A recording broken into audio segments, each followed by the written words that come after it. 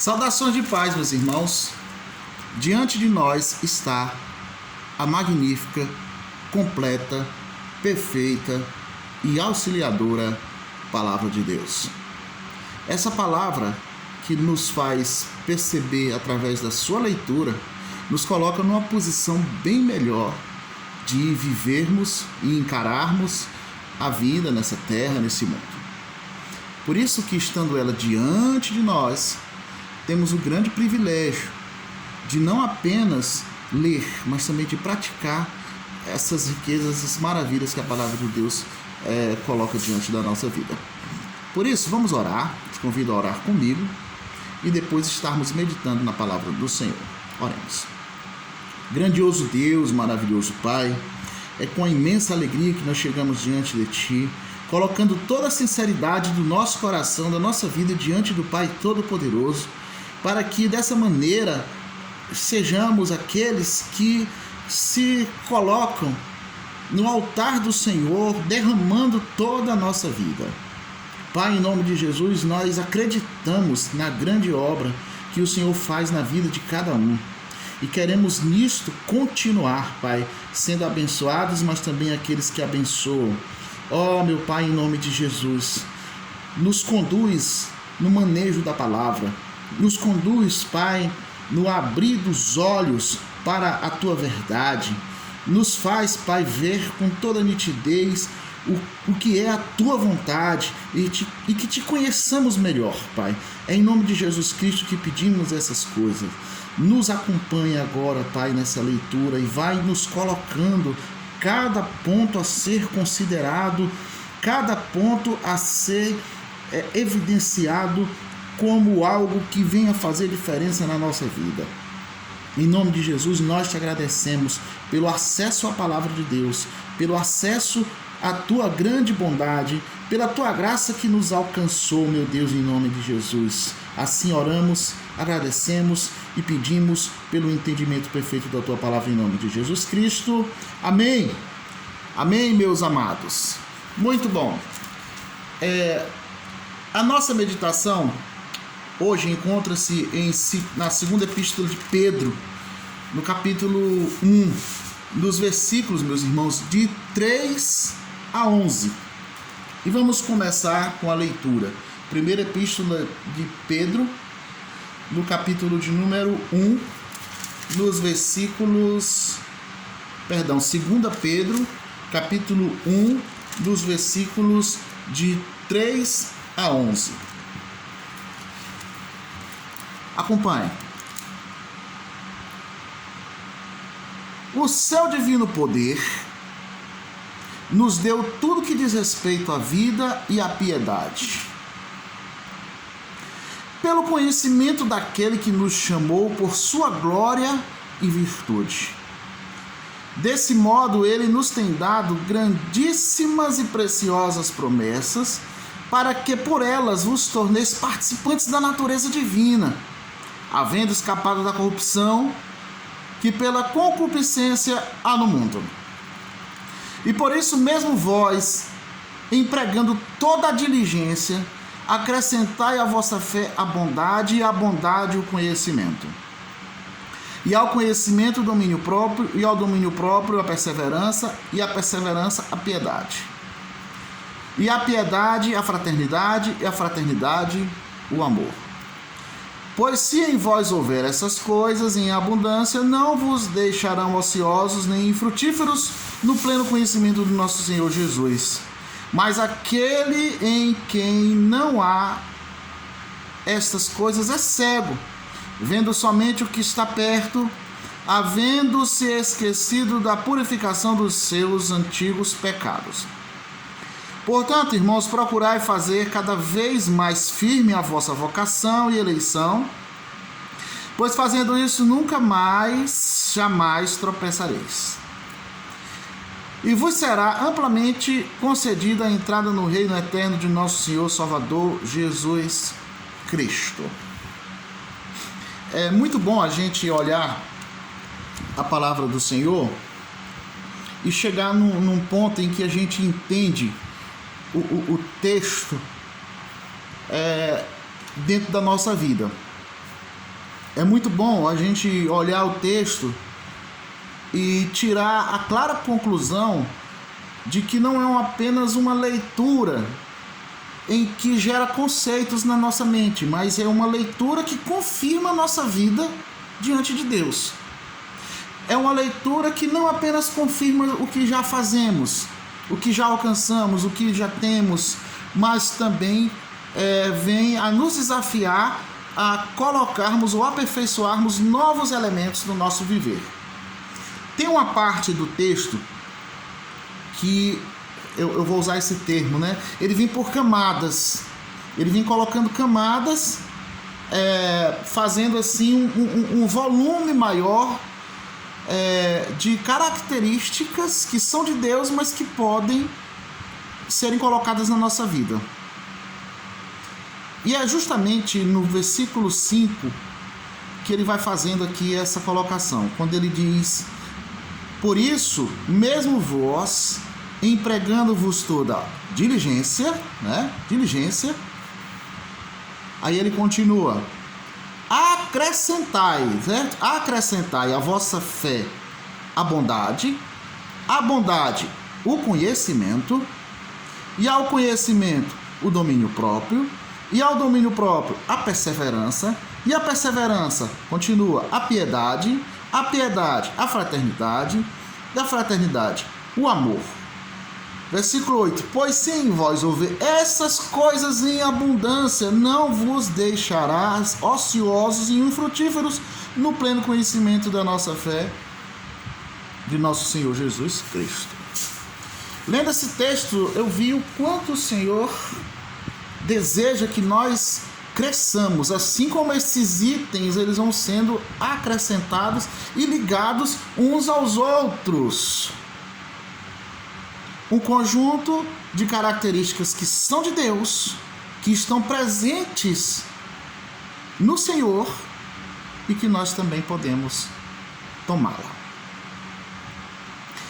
Essa chamada divina, meus queridos, vem acompanhada desses dons espirituais. Deus, ele não apenas nos chamou, não, venham aqui, vocês são escolhidos, são chamados. Não, todas essas coisas aqui que acompanham significa que o Senhor sempre nos complementará.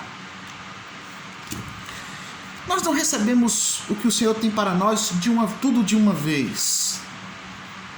Deus, ele não nos chama para qualquer coisa. E ele nos deu promessas grandes, preciosas, e essas promessas passam pela sua natureza divina, que é um dos pontos principais que esse texto vem a evidenciar: a natureza de Deus. Em outras palavras, o que é natural de Deus pode ser também vivido em nós. Não se trata de uma troca, onde Deus nos dá alguma coisa e a gente devolve para Ele, não. Trata-se de receber dele e ter o desejo de querer mais da natureza de Deus na minha vida. Porque nós não temos como complementar a Deus. Deus é quem nos complementa. E aqui nós temos um convite para que essa vontade ela esteja sempre presente em nós. Eu quero mais a natureza de Deus e eu quero negar e renunciar à natureza do homem. Mais de Deus, menos do homem. Veja que eu lembrei das camadas. Olha, eu quero mais do que está falando aqui: mais de fé, mais de diligência, mais de perseverança. Eu quero acrescentar mais o domínio próprio. Eu quero acrescentar mais a piedade à minha vida. E todas essas áreas elas vão sendo trabalhadas, elas vão sendo melhoradas. E cada vez mais eu me pareço com o exemplo que Jesus deixou para seguirmos. Seguir a Cristo é viver esse conflito mesmo. O conflito com a natureza de Deus, confrontar a nossa natureza com a natureza de Deus e fazer essa comparação constantemente. E por que Deus nos deu essa promessa? Por que Ele nos deu essa grande abertura de podermos termos, características que o Senhor tem, chamado de atributos comunicáveis de Deus. Porque ele deseja que o homem participe dessa natureza dele. Ele deseja que nós tenhamos o perfume de Cristo. E qual é a nossa natureza? Já que nós estamos falando da natureza de Deus, o que impede, ou que atrapalha, ou que faz com que muitos não concebam essa magnífica natureza do Senhor que pode estar no homem? A natureza do homem é pecaminosa, a gente sabe disso, e para muitos essa é a única natureza conhecida. Se temos uma natureza pecaminosa e concordamos com ela e sabemos que ela pode nos prejudicar, por outro lado, recebemos de Deus a oportunidade de sermos totalmente contrários a essa natureza humana, nós concluímos que a glória que o Senhor tem reservado para nós, ela vai de encontro com a glória que o mundo oferece. Então, participar da natureza divina é receber glória e eternidade, recusando a glória da terra, a glória do mundo, que é conquistada através justamente do que o texto fala da corrupção. Mas que a segunda parte do texto vai falar disso, né, da corrupção. Ela pode gerar uma glória terrestre. Agora, também, se soubermos que essa promessa se cumpre em nível espiritual, e aí a gente precisa realmente ter esse entendimento que a glória de Deus ela é espiritual e a glória do mundo ela é carnal, ela é terrena. Esse é um elemento muito simples da gente entender, mas ele precisa não apenas ser entendido, mas intensificado, internalizado. A glória de Deus se cumpre em nível espiritual. Benefícios terrenos vindos de Deus, eles existem. Podemos receber bênçãos aqui nessa terra e tudo, mas essa é uma parte menor. A maior parte que nós temos a receber do Senhor, ela vem de natureza espiritual. É a vida eterna, é a glória eterna. Essa é a maior parte. E enquanto nessa terra, e aí nós vamos para a segunda parte do texto, o que nos é colocado como verdade é que a natureza corrupta do homem, ela não se integra com a natureza divina de Deus. Daí a determinação para que venhamos a fugir da corrupção. E ao tempo que nós fugimos da corrupção, nós nos propomos a praticar a natureza divina. E o termo é esse, praticar a natureza divina. Porque a prática, ela diz respeito àquilo que nós não temos costume, né? Se alguém quiser aprender alguma coisa, ou se tornar melhor em algo, é necessário que se pratique. Então, como a natureza divina ela não é nossa, nós não temos ela de maneira automática, é necessário que estejamos sempre a praticando. E as nossas vontades, que nesse quesito é a nossa principal inimiga no que diz respeito a praticar a natureza de Deus, é a nossa vontade, é o nosso querer. E eu sempre repito essa questão de negar a si mesmo, né? Negar as próprias vontades. Elas podem ser controladas pelo auxílio do Espírito Santo, pelo fortalecimento espiritual da leitura bíblica, da oração, da comunhão. E aí o texto vem nos colocar no versículo de número 10, quando diz assim: portanto, irmãos, procurai fazer cada vez mais firme a vossa vocação e eleição.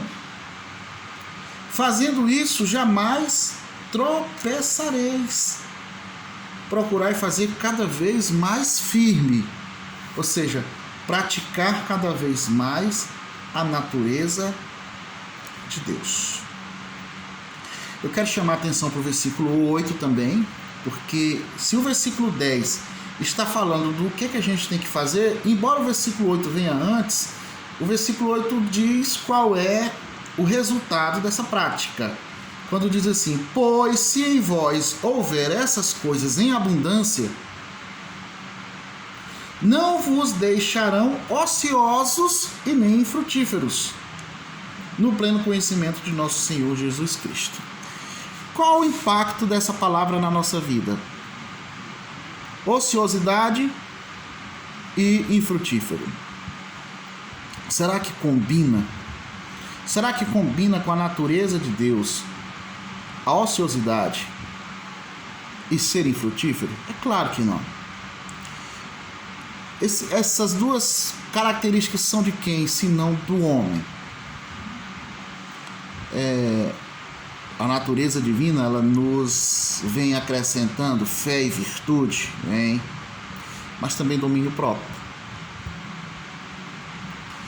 O domínio próprio, ele pode se agigantar em nossa vida também. O domínio próprio, ele pode ser praticado ao longo que vivemos experiências que é exigido de nós calma, tranquilidade e, como eu falei dias atrás, compassividade. Ser nova criatura é adotar essa nova natureza. Fala-se muito de ser nova criatura, mas ela é feita adotando a natureza de Deus. E essa natureza, ela precisa ser percebida. Como alguém pode viver a natureza de Deus, a natureza divina, ter atributos, melhor dizendo, da natureza divina, para ficar mais teologicamente colocado, né? Deixa eu refazer, para poder a teologia se satisfazer, né? Trazer para nós os atributos comunicáveis de Deus e colocá-los dentro da nossa vida, para que sigamos o exemplo de fé, de virtude, de justiça de Deus, lançando mão do domínio próprio, nos faz ser de fato nova criatura. Ou melhor dizendo, o fato de sermos nova criatura nos dá a característica de ser aquelas pessoas que adotaram os atributos comunicáveis de Deus. Isso diante de uma natureza pecaminosa que nós temos. Eu acabei de ler o versículo 8 e o versículo 10. São dois versículos chaves desse texto. E deixei o versículo 9 agora, né? O versículo 9 está entre o 8 e o 10. Se a gente ler o 8 e o 10, nós veremos coisas que a gente pode trazer para a nossa vida. Já o versículo 9, ele vai falar daquilo que devemos rejeitar e colocar para fora do nosso viver. Me acompanhe. Mas aquele em que não há estas coisas é cego, vendo somente o que está perto, havendo-se esquecido da purificação dos seus antigos pecados. Esquecer que foi purificado dos pecados. Se acostumar com a vida cristã que não pratica, o que não lembra, que não traz a memória, que não reforça o entendimento de que a tomada da graça de Deus que alcançou o homem é para a vida toda e não para o momento da conversão. Se esse texto consegue cumprir essa missão de lembrar ao homem que uma vez arrependido ele precisa se esforçar na luta da natureza pecaminosa, isso diz respeito, ou melhor dizendo, isso quer dizer que a nossa visão não está curta, que a nossa visão é longa, que a gente consegue ver que o Senhor nos salvou um dia, mesmo que tenha sido anos atrás, que tenhamos chegado a essa consciência, e que a conexão com Deus ela não se desfez. E quantas pessoas podem estar vivendo sem esse fervor espiritual, sem estar buscando ao Senhor como buscava antes, onde a ligação se colocou fraca, onde a luz ficou quase apagando, onde se olha para o passado e apenas lembra-se dos bons tempos em que havia uma comunhão mais intensa com o Senhor, mas hoje onde está? Não há nada de bom no presente na nossa vida? Será que nós não podemos reacender? Olha, meus irmãos, uma das maiores experiências que nós podemos ter diante do Senhor não é apenas a experiência da conversão, mas é a experiência da nova aliança com Deus, de se chegar a Ele e se arrepender e dizer: Senhor, eu estava distante, mas agora eu cheguei mais perto. Eu quero me reconectar com o Senhor. Eu quero Deus do passado, mas também do presente e do futuro também. Eu quero Deus que faz parte da nossa vida ou da minha vida em qualquer circunstância. Porque nós sabemos que Ele entende essa nossa variedade, ou essa nossa variação, melhor dizendo. Como vai seu coração hoje? Está perto do Senhor? Tem buscado a Ele? Lembrando que isso passa pelo próximo, né? Se você precisa reencontrar ou aproximar-se mais com Deus, ou não, se você precisa manter a sua comunhão com Ele, me acompanhe nessa oração, para que Ele reavive os nossos corações. Amém? Pai maravilhoso Senhor, nós te agradecemos pelo alcance ininterrupto, pela abrangência do teu amor, que não há barreira alguma que possa impedir que sejamos abarcados, envolvidos por Ele. Obrigado, meu Deus, em nome de Jesus, pela grande força que recebemos de Ti, pelo acúmulo de qualidades, pelo acúmulo, meu Deus, de atributos que são de Ti, mas que podem estar em nós. E quão grande diferença faz vivermos dessa maneira, meu Pai, meu Deus, em nome de Jesus. Nos conforta, abre os nossos olhos, que não estejamos como cegos espirituais descritos ali no versículo 9 desse texto, que a nossa visão não esteja curta, Pai, vendo apenas as nossas agruras, dificuldades, decepções ou qualquer outro sentimento que não vem de Ti.